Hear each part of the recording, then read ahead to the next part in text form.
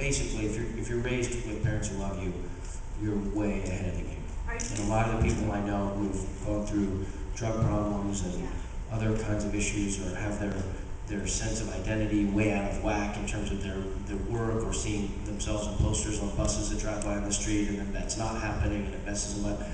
Usually they have some real struggles with their parents. There's several people that I know that have had those experiences. So I'm very, very blessed to have parents who love me and really emphasize the importance of education. I know in Elijah's case, his mother loves him so much and really has been just a great ally of his as he's making, even from the time he was a little boy, when he would make choices to be an actor in certain movies, she guided him.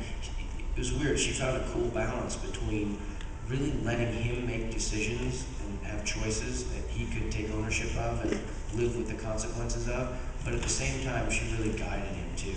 So I'm watching my wife do that with my daughters, and it's pretty extraordinary when you see it working well. But they're not going to go into acting. I don't know, Allie might. Allie's sort of in there right now. I keep saying to her, well, you can never go back. I mean, you can do another career. You can become a doctor or a lawyer or an astronaut, whatever you want to do, an artist, whatever, a school teacher. You can do anything you want to do afterwards. But you will always, in the minds of millions and millions of people, be known for that thing you did. So you have to know that when you make this choice. And if you want to do it, I laid out a series. She really was aggressively lobbying to do that. And in fact, she said at one point, she'd asked me if she could, she'd done these regional theater productions of Annie and Oliver and all the kind of traditional regional theater community theater productions, and she was wonderful as the fourth orphan in Annie. She was great, and she was in Peter Pan, and she was in all these great things. So it was fun to go and watch her. She developed such a confidence kind of on the stage, really loved the community of actors she was working with, which made me feel like,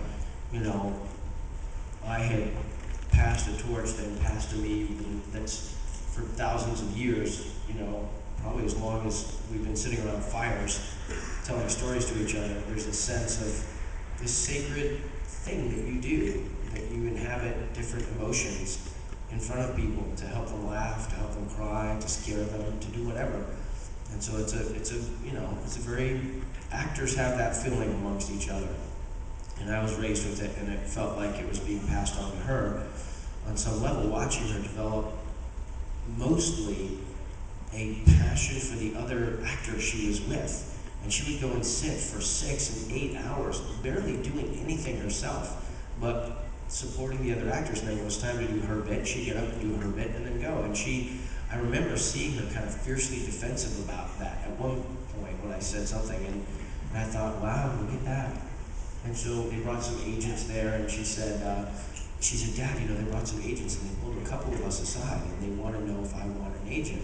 I said, nope. She said, well, why not? I said, well, why do you want to do it? And her best friend is McKenna. And she said, well, McKenna, she's doing it. I said, yeah, that ain't good enough. That's not a good enough reason for me. In this family, you can't. I mean, you have to know that you don't walk into a room and have a clean slate. Unfortunately, for better or worse, you walk in and there will be a level of, I don't know what it is, different focus or different attention. Maybe it'll go away after a moment and you'll just be about the work. And I said, the other thing is you've got Girl Scouts and soccer, you're on the student council, you've got, your schoolwork, you've got this reading club that she was a part of. She had all these things. And I'm like, you can't do any of that if you work. And she, like me when I was a kid, she's like, well, I can do this and that. So we live kind of far out of town now. If you're doing a job, you can't go and come back. It's too far. It could be a great experience. It could be really meaningful for your whole life, and you can make money doing it, but it will absolutely be at the expense of some of this other stuff that you're doing and that you're really excelling at. And she asked me a couple more times, and I just said, you know what, based on what I'm seeing and hearing, and I always said I would evaluate. People ask me in these kind of settings a million times, will you let your kids act? Will you support it? Will you encourage it? And I always said the same thing, well, it depends. I'll look at them and evaluate for myself at that time what I think is in their best interest. It's my job as a parent to to do that. So I remember, there you go. So, and I said that my evaluation right now with you, it's not right for you right now. You don't seem ready for it. You're not doing it for the right reasons. And then, I'll never forget this. She's sitting in the back seat in the car one day, just the two of us. And she said, Dad, and I adjust the mirror so I can look at her. She said, you've told me throughout my entire life that anything I wanted to do, anything I wanted to be, you would do whatever you could to help me. And now I'm telling you that this is something I really want to do, and you're not helping me.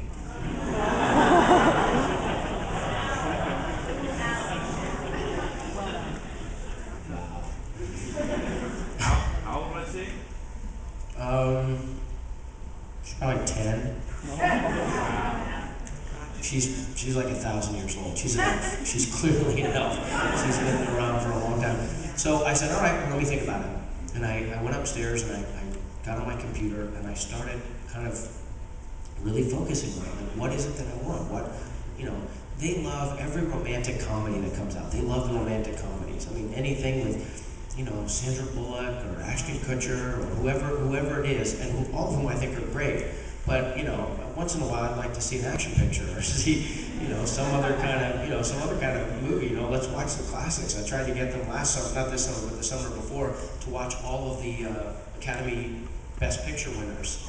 Like, let's go right through the beginning. Let's go through it. Well, you would have thought I was like ripping their arms off. I didn't want to do that. So what I realized was I just wanted it not to be, what's the word? Incidental or superficial or like light. It's like, I want it to be important. She said, but I want it to be fun. And like, I want it to be fun too, but I just look at you and I want there to be a little more gravity in your relationship to this thing. And I said, I recognize that might just be my baggage and I might just have to let that go. But, if you're going to adjust your life, because you're this third generation kid, I'd like you to have a sense of context and perspective about what you're doing. So I made a list. I put together a syllabus. A nice junior year UCLA style syllabus with a list of 30 movies, all of which had incredible, world-class performances by children. Some of the first ones that come to mind are like Rick Schroeder and the Champ, or Kramer versus Kramer, or The Piano, or movies where the kids or like Henry Thomas, or those are all boys. There's a million, Whale Rider. There's a bunch of lady ones too. But I said, you watch these and write a page. She's a great writer. She's a great reader. It wasn't asking her anything that was outside of her, capacity to be able to do it. If she wanted to do it, she could sit down and do it right then. 10 years old, she would have had no problem. And I give her a list of questions, prompts. Like, what was the story? What was the character? What did you think of the actor who played him? What do you think this role meant in that actor's life? And I picked like old stuff and new stuff and international stuff and independent stuff and big budget stuff, things that would give her a sense of like, okay, if she gets into a conversation with a filmmaker or with a casting director or a producer or a studio executive, who knows who she might talk to, that she'll have totally firm footing, that I will have done my job as a parent of preparing her, because we live most of our life kind of playing laser tag and going in the swimming pool and not really talking about this kind of stuff. I mean, I see people around here who read to their families, I read all the Harry Potter books, or I read all of Lord of the Rings, or I read all of this, and I'm like, they won't let me read anything to them. Their mom reads to them. When I want to read something, they're like, well, they don't want to hear Dostoevsky tonight, Dad. So I put that syllabus together. I put a bunch of acting books that I wanted them to look at, like Uta Hagen on acting or Stanislavski or stuff that was like, and I said, you don't have to even understand any of it. Just if your eyes pass across the concepts, that's all, some of the words. There's, get out a book, there's going to be thousands of words, you don't know what they are, just write them down and look them up, and it's easy now, you don't have to even have a book, just open the computer, type it out, read what the word is. I said, just that experience will be like you've sat actors' homes for 13 years or 10 years or whatever, and been, you know, a part of it. My mom lives up in Idaho. We very rarely spend time with my mom. My dad lives in Baltimore teaching drama at Johns Hopkins. We're barely ever with him. So, you know, on Christmas, and then I sit them down and like ask them, Granddad, what it was like here, you know, Granddad, what was it like there? And then they have to listen to them talk. But, and then, you know, I gave her some other things to write about. So I gave her a series syllabus, like, okay, you want to act, you want me to support you, want me to call agents and try and, you know, use my kind of understanding of the business and everything to help you. Prove to me that's something you really want to do, not just something you say you really want to do. Well, she resented it and didn't touch it for a long time. We didn't talk about it for a couple of years. You know, every now and then she'd kind of make a little comment. Well, 6 months ago, maybe not even that, maybe right before summer started, actually, 4 months ago, I walk into her room and she's got, you know, the Stanislavski book out. Or no, it was the group theater book by Harold Korman, you know, the one about the history of the group theater, right? And she's like 6 chapters in. And I was like, wow, it's coming. It's coming, you know? And she read 2 or 3 of the big books. And then and then she was watching, you know, I'd given her all the DVDs of the movie and I'd given her the book, so all she had to do was do it. And she started watching it, and then I started seeing, you know, a few paragraphs about Padre Panchali, you know, this Sajid Ray movie from India that's so great, with this incredible performance by this little boy. And watching her, just her thinking and her communicating was so different. It was so evolved. And so she got, you know, 15, 18 of the movies into it. And I was like, okay. So I started calling the agents, started calling around looking for classes or instructors or, you know, people who could help her. She's done a couple of auditions. She's doing it. Yesterday, my wife told me last night, she's in her, Wednesday was her first day of the new school. She's in a new school, new private school. And they have these, be careful here.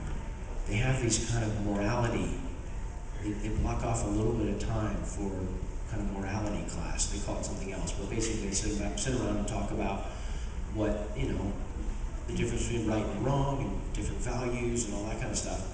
And they were talking, I guess on the first one, about fear.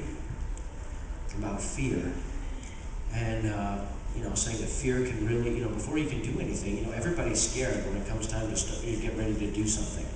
And if you're going to do it, you have to identify. The smartest strategy is to identify what your fears are and wrestle with them and challenge them and beat them. And so they asked for if there's any questions, or if anybody had anything to say. And she's brand new in the school. It's 8th grade. The other kids have been there for 3 years. And she's 3 days into her thing. And she raised her hand. And they said, yeah. And she apparently, according to my wife, said, I'm afraid that people won't think of me for me, but they'll think of me because of my dad. Awesome. Just awesome. And yeah, so when we say, will I let any of them go into acting, it's like, I don't know if I have any choice. They try to throw up roadblocks and they just blow through them. Anyway,